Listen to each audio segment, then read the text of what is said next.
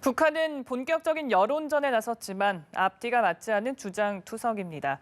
특히 김정남 사망은 돌발적 성격의 쇼크사라고 해놓고 오늘은 남한이 대본을 짠 음모라고 막무가내로 우겼는데요. 또 말레이시아 경찰의 수사가 증거도 없는데 무리하게 진행되고 있다면서 리정철을 즉시 석방하라고 주장했습니다.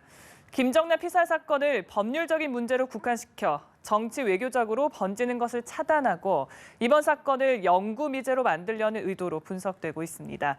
모순투성인 북한의 궤변을 조성애 기자가 정리했습니다. 북한은 오늘 새벽 조선법률가위원회 대변인 담화를 통해 이번 사건을 공화국 공민의 사망으로 규정했습니다.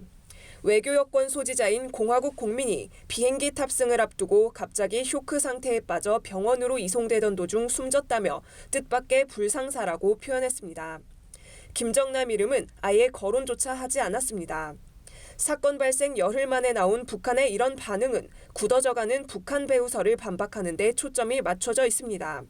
특히 사건 배후에 한국 정부가 있다며 오히려 역공을 가했습니다.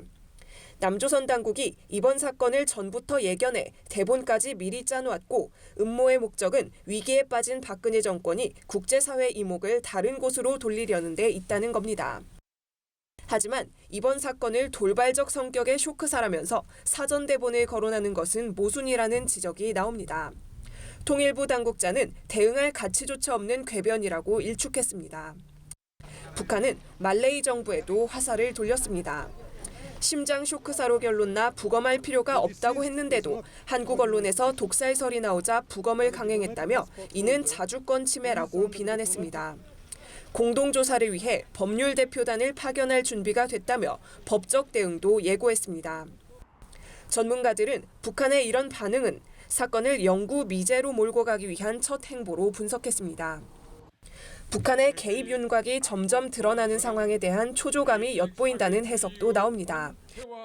연합뉴스 TV 조성애입니다.